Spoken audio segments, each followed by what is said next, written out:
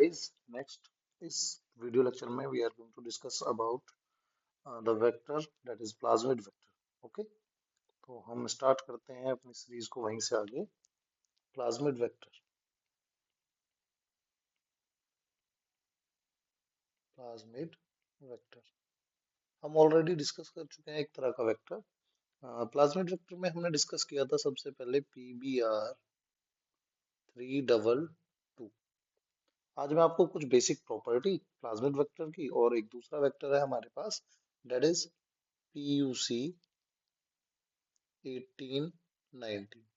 आज हम ये वेक्टर को कंप्लीट करेंगे. ओके, तो प्लाज्मिड वेक्टर की जो पहली और बेसिक प्रॉपर्टी है ये है कि plasmid is a circular double standard DNA molecule.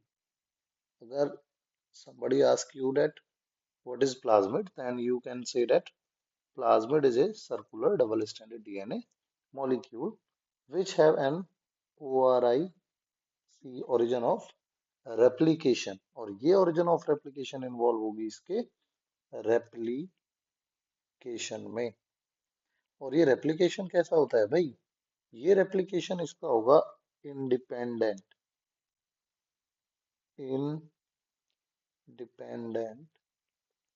replication.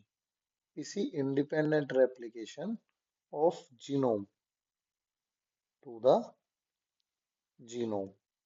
इस independent replication की वजह से ही हम इसको autonomous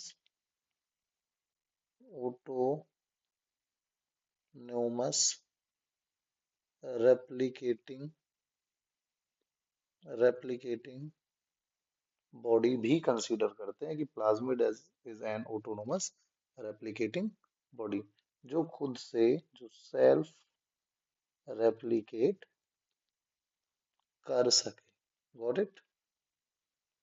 ये पॉइंट आपको ध्यान में रखना है. ओके, चलिए नेक्स्ट पे आते हैं हम. इसके बाद हम अपना प्लाज्मिड उठाते हैं. डेट इज सेकंड प्लाज्मिड है हमारा. जो प्लाज्मिड में है वो है पीबीआर तो मैं पढ़ा चुका.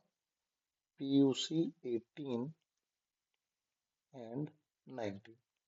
ये जो हमारा वेक्टर है ना, it is based on lacZ gene. इसमें आपको देखने को मिलेगा alpha complementation.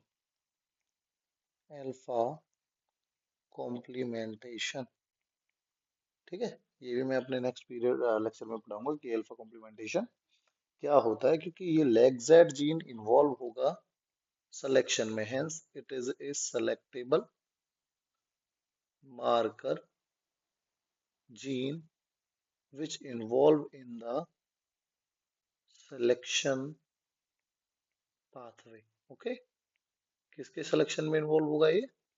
Recombinant to non recombinant.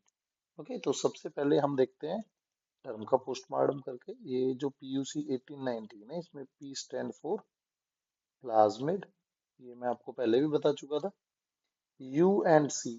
U stand for university of.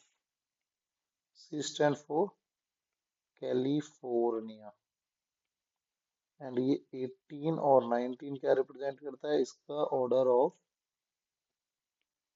Of isolation की इसको 18वें और 19वें ऑर्डर पे आइसोलेट किया गया था. ठीक है, PUC 18 अलग होता है, PUC 19 अलग होता है. चलिए, तो अब मैं सबसे पहले इसका एक डायग्राम ड्रॉ करने जा रहा हूँ. आप उसको ध्यान से देखिएगा. ठीक है, अगर PUC 18-19 की बात करूं तो ये एक circular double standard DNA molecule है. और इसमें चीजें क्या क्या प्रेजेंट है? सबसे पहला मैंने आपको बताया था कि there are 3 main important features of a plasmid vector. That is, first one is ORIC, ORIC यानी origin of replication. Second, it must have a selectable marker gene. और यहाँ पर जो मार्कर जीन है that is leg Z gene. ये leg Z gene. ये leg gene, it involves in the selection. Okay, इसके पास एक और सेलेक्टेबल मार्कर जीन है, that is ampicillin resistant gene, और इन जीन्स के अंदर यहाँ पर प्रेजेंट होंगी मल्टीपल एमसीएस यानी मल्टीपल क्लोनिंग साइट। इसका मतलब ये जो मैंने बनाया ये है PUC 1819, और इसकी स्टैंडर्ड साइज की बात करें तो it is 2.68 KB plasmid vector. Got it. अगर मैं बात करूं लेक्जेट जीन में, सपोज दैट इसमें एक यहाँ पर साइट है, suppose that leg, sorry, site है यहाँ पर इको R1 की, तो ये क्या हो जाएगी यहाँ पर, ये रिप्रेजेंट करेगी इसकी MCS यानी मल्टीपल क्लोनिंग साइट। बात समझ में रही है? बात समझ में आ रही है आपको? हाँ, तो मैं जो टर्म बता रहा था इससे रिलेटेड वो ये है कि यहाँ जो मार्कर जीन है, या दो मार्कर जीन है, देखिए यहाँ पर दो मार्कर जीन्स है। पहला मार्कर जीन है यहाँ पर लेग्सेड, दूसरा जीन है यहाँ पर एम्पीसिलिन रेजिस्टेंस जीन। ओके, तो भाई ये तो है एक antibiotic, antibiotic resistance, antibiotic resistance gene है ना, जो कि रेजिस्टेंस प्रोवाइड कराएगा against, it provide resistance against ampicillin, ampicillin antibiotic.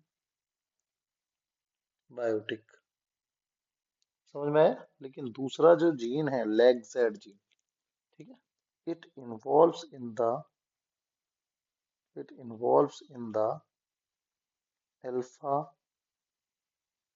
Complementation, it involves in the alpha complementation, क्योंकि ये जो जीन है ना लेगजेड, ये होता है लेगजेड अल्फा जीन। बात समझ में आ गई? क्योंकि वेक्टर के अंदर, अगर मैं आपको इसको और थोड़ा इलेबोरेट करूं तो वेक्टर के पास होगा लेगजेड अल्फा, जबकि होस्ट के पास यानी जो बैक्टीरिया है जिसके अंदर हम इसको इंसर्ट करेंगे उसके पास होगा लेगजेड बीटा। और जब ये दोनों जीन एक साथ होंगे यानी लेगजेड अल्फा प्लस लेगजेड बीटा, जब ये दोनों साथ में होंगे तब ये दोनों मिलकर के बनाएंगे एक enzyme, enzyme that is, that is beta galactosidase, beta galactosidase. और ये बीटा गैलेक्टोसाइडेज क्या करेगा, ये बीटा गैलेक्टोसाइडेज एक सबस्ट्रेट है एक्स गैल, इसको कन्वर्ट करेगा एक ब्लू कलर कंपाउंड में।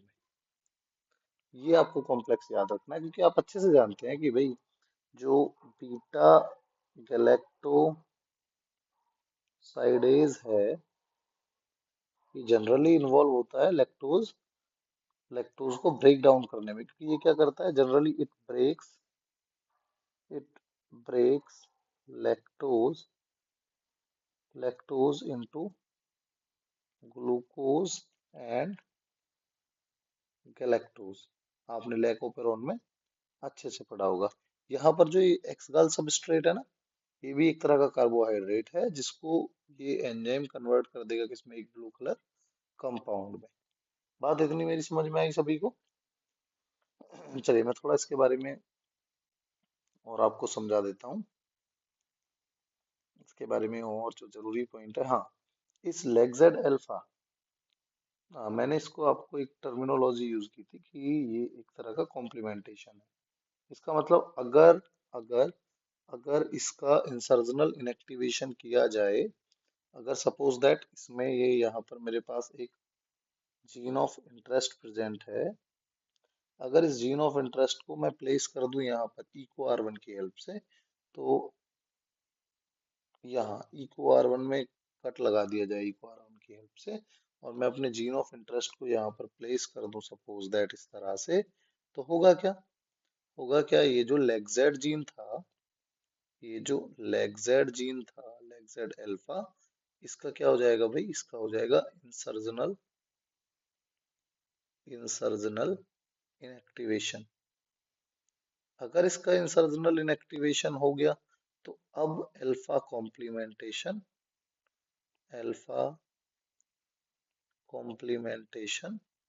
नहीं होगा। अल्फा कॉम्प्लीमेंटेशन नहीं होगा तो भाई ये वाला प्रोडक्ट भी नहीं बनेगा कि फंक्शनल बीटा गैलेक्टोसाइडेज नहीं बनेगा। फंक्शनल बीटा गैलेक्टोसाइडेज नहीं बनेगा तो जो एक्स गाल है उसको कन्वर्ट ये ब्लू कलर कंपाउंड में नहीं कर पाएगा। समझ में आया? मैं ये समझाना चाहता हूँ कि अगर इंसर्जनल इनएक्टिवेशन हुआ यहाँ पर, तो होगा क्या कि जो हमारा मेन प्रोडक्ट है वो यहाँ पर नहीं बनेगा। इसका मतलब रिकॉम्बिनेंट कॉलोनीज जो होंगी वो एक्स गाल को ब्लू कलर कंपाउंड में कभी भी कन्वर्ट नहीं कर पाएंगी, जबकि जबकि जो नॉन रिकॉम्बिनेंट और ट्रांसफॉर्म्ड, उनके पास क्या होगा, उनके पास ये जो जीन है, ये हमारा जीन, ये वाला जीन, ये फंक्शनल होगा। तो लेगजेड जब ये होस्ट के अंदर इंसर्ट हम इसको करेंगे तो लेगजेड अल्फा तो वेक्टर के पास है और लेगजेड बीटा होस्ट के पास है। दोनों के पास मिलकर के कंप्लीट लेगजेड जीन बनेगा और वो बनाएगा बीटा गैलेक्टोसाइडेज, और ये बीटा गैलेक्टोसाइडेज एक्स गाल को कन्वर्ट करेगा ब्लू कलर कंपाउंड में। तो जब कॉलोनी बनेगी तो दो तरह की कॉलोनी आपको मिलेंगी। कुछ कॉलोनी ऐसी होंगी जो कि ब्लू इन कलर होंगी, कुछ कॉलोनी ऐसी होंगी जो कि वाइट इन कलर होंगी। इसी को ब्लू वाइट स्क्रीनिंग कहते हैं। तो जो ब्लू कलर कॉलोनी होंगी, they are they are non recombinant but they are transformed. But लेकिन जो व्हाइट कलर की कॉलोनी होंगी, they are recombinant and they are transformed cell. बात समझ में आई? ओके। इसके बाद मैं आपको नेक्स्ट वेक्टर पढ़ाऊंगा, फेज वेक्टर। आज की क्लास में इतना ही छोड़ते हैं।